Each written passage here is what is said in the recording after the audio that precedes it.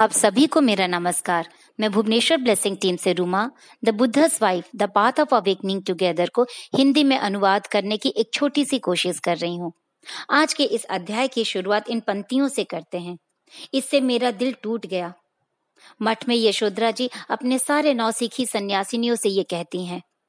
उस रात मठ में काफी ठंड थी। ठंडी हवा चल रही थी और प्रजापति जी का कक्ष भी काफी ठंडा हो गया था। सारी साध्वी यशोधरा जी की ओर इकट्ठा होकर बैठी हुई थी और यशोधरा जी अपनी आंखों को बंद करके गहरी सांस लेते हुए चुप बैठी हुई थी।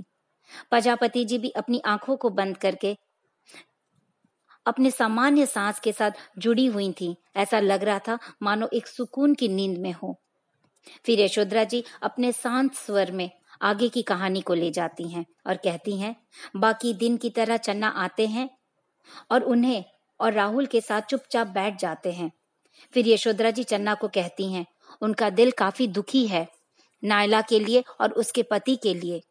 यशोधरा जी के हृदय में भी काफी दर्द रहता है जब वो ये सोचती हैं कि कहीं राहुल उनके पुत्र सिद्धार्थ के ना पास चले जाएं, उनके साथ ना मिल जाएं और उन्हें कहीं ना दिखें। फिर चन्ना से कहती हैं, सिद्धार्थ को वो बहुत नफरत करती हैं, बस। फिर चन्ना कहते हैं कि वे भी कभी कभी सिद्धार्थ से नफरत करते हैं और सिद्धार्थ का जाना उनके जीवन में एक जहर का काम कर रहा है। चन्ना अपने आप से भी नफरत करने लगे थे। वो अपनी पत्नी और अपनी बेटियों से भी असामान्य व्यवहार करने लगे थे और अपने आप में असहाय महसूस करने लगे थे। ये सुन के यशोधरा जी बिल्कुल चुप हो जाती हैं थोड़ी देर के लिए और गहरी सांस लेने लगती हैं। फिर मठ में सभी से कहती हैं, प्रिय लोगों, उस दिन चन्ना की बातें उन्हें हैरान कर दी थी। उसी क्षण यशोधरा जी को यह एहसास हुआ कि उनकी नफरत और कड़वाहट जहर का काम कर रही है उनके लिए, उनके बच्चे के लिए। वे अलग होती जा रही हैं अपने बच्चे से। ये बात यशोधरा जी ने चन्ना को भी बताया और चन्ना ने कहा, मुझे भी ऐसा लग रहा है। और उसी क्षण यशोधरा जी और चन्ना को अपनी सारी सोच स्पष्टता से दिखने लगी। वे दोनों को एक एहसास हो गया कि उनकी नफरत अब उनकी अपनी नहीं है, बल्कि महज साधारण मानव के जैसी थी। और उसी रात अस्थायी रूप से उनकी सारी सोच एक काले बादल की तरह हो गई थी, जो पुरानी सोच को अतीत कर दिया और नई सोच और विचार को प्रकाशित कर दिया। यशोधरा जी जब उस शमशान वाली रात के बारे में सोचती हैं, तो वो अपने आप में एक अलग महसूस करने लगी। उस रात और पूरे दिन उस रात शमशान घाट पे वे सारी महिलाओं के साथ, चन्ना के साथ एक साथ बैठ के बातें की, कहीं सुनी और ये सिलसिला चलता रहा। और उन्हें ये महसूस हुआ कि उनमें एक अलग ऊर्जा आ गई है। वे अपने आप में एक सीख लेती हैं, क्योंकि उस रात वो चन्ना के साथ, सारी महिलाओं के साथ एक संपर्क कायम की थी और ये चलता रहा। यशोधरा जी देख रही थी कि कैसे उनका धैर्य रखना दूसरों को सहनशीलता का सीख दिया था। यशोधरा जी आने वाले कल को देख रही थी, आने वाले पल में देख रही थी कि कैसे सब जुड़े जा रहे हैं, एक दूसरे के साथ मिलके आगे बढ़ रहे हैं, एक दूसरे के साथ नई राह की ओर चल पड़े हैं। यशोधरा जी निस्तब्ध हो गई थी ये देखकर कि क्या कहें और क्या ना कहें। उस संघ में प्यार और शक्ति आ गया था जिसे वो महसूस कर रही थी। एक दूसरे के साथ प्यार और भरोसा हो गया था, मानो एक ब्रह्मांड की रचना हो गई हो। जैसे कोई ठोस चीज गुरुत्वाकर्षण के तहत निश्चित रूप से नीचे जमीन पे आती है, वैसे ही एक दूसरे के प्रति निष्ठा और प्यार एक दूसरे के लिए आकर्षण देता है। और हंसते हुए यशोधरा जी कहती हैं, आम कभी भी पेड़ से नीचे ही गिरेगा, ऊपर नहीं जाएगा। फिर यशोधरा जी नायला के पास, उस दुखी माँ के पास जाती हैं और कुछ बातें करने की कोशिश करती हैं, लेकिन उस वक्त नायला के पास ना ही कोई शब्द था कहने के लिए और ना ही इच्छा। फिर यशोधरा जी वहां पे सारी महिलाओं के साथ मिलके एक घेरा बनाती हैं, सभा करती हैं और मिलके सब बैठते हैं। और ऐसा ही हुआ। यशोधरा जी और नायला दोनों सब मिल सभा की मुख्य हिस्सा बनते जा रही थी, क्योंकि ये सभा सुबह शाम चलता रहा। वे दोनों काफी समय एक दूसरे के साथ बैठती थी, बातें करती थी, काफी समय बिताया करती थी एक दूसरे के साथ। फिर उन्हें लगा और उन्होंने तय किया कि सुबह शाम की सभा के अलावा वे दिन में किसी एक समय और भी मिला करेंगी, एक दूसरे से बात किया करेंगी। दोनों बिना कहे अपने हर इरादे को साझा कर लिया करती थीं और नियमित रूप से एक दूसरे की मदद किया करती थीं। बिना कुछ कहे वे दोनों ये मानने लगी थीं कि उन दोनों ने एक ताकत मिला है एक दूसरे से। उन दोनों की ताकत से अनेकों को सीख और हौसला भी मिल रहा है और मिली थी।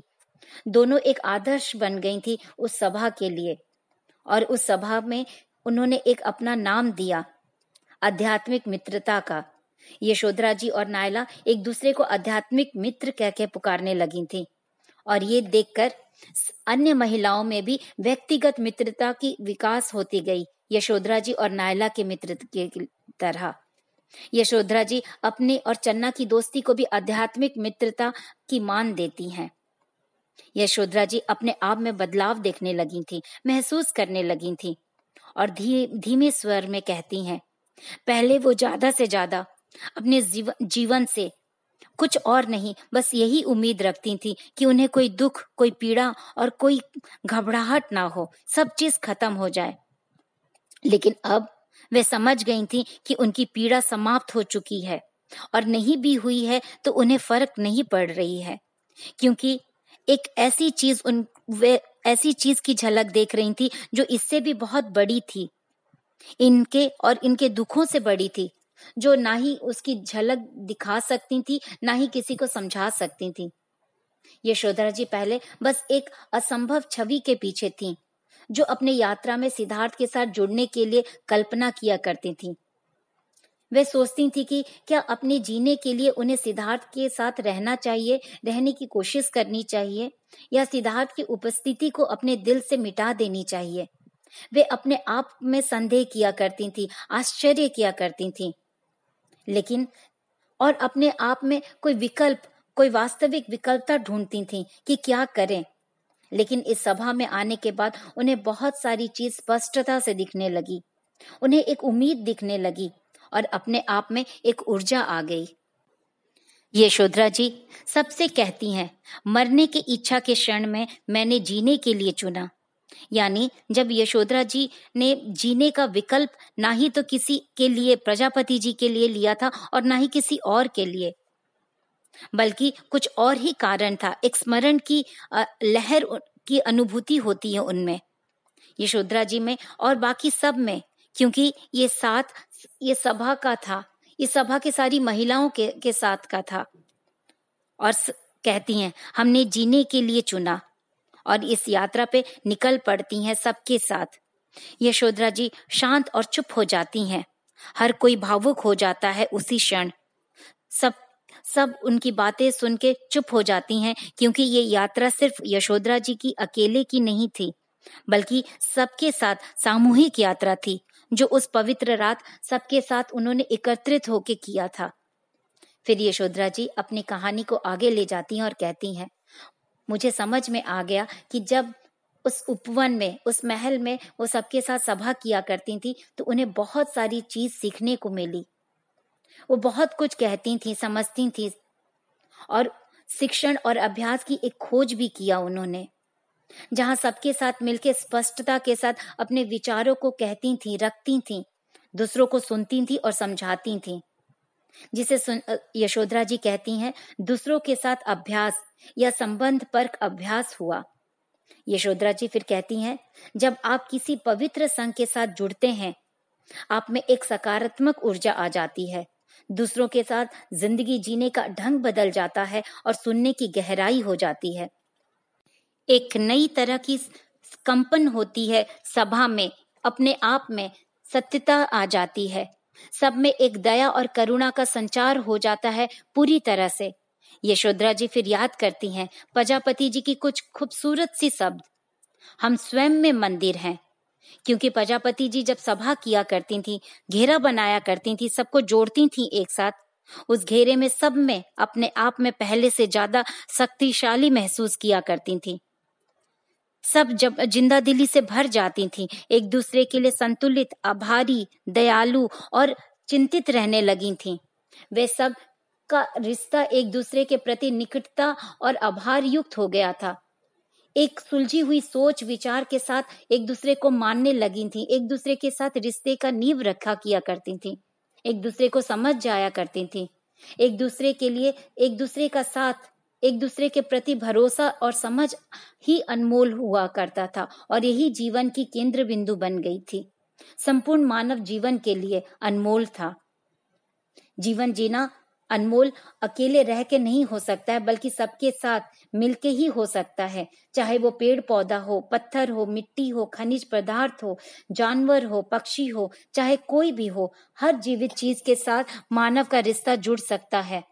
एक मानव का रिश्ता अपने आसपास हर चीज के साथ हो सकता है, जो जन्म हो चुका हो या जन्म लेने वाला हो, अज्ञान से या अनजान से ही सही, सबके साथ उसका रिश्ता बन सकता है। इस संघ के माध्यम से वे सब समझ गई थी और अपनी सोच और विचार को, अपने भावनाओं को एक नई मोड़ पे लेके गई थी, जिसे वो पके हुए क्षण मानती थी। और यही जीवन वास्तविक ही है, वे समझ गई थी। उन सब में एक विशाल शक्ति और करुणा का उजागर होता है। इन सब के साथ उस संघ में वे दया और करुणा का संचार करने लगी थी। और इसी करुणा और दया के शब्दों के साथ ये अध्याय यहीं समाप्त होता है। नमस्कार।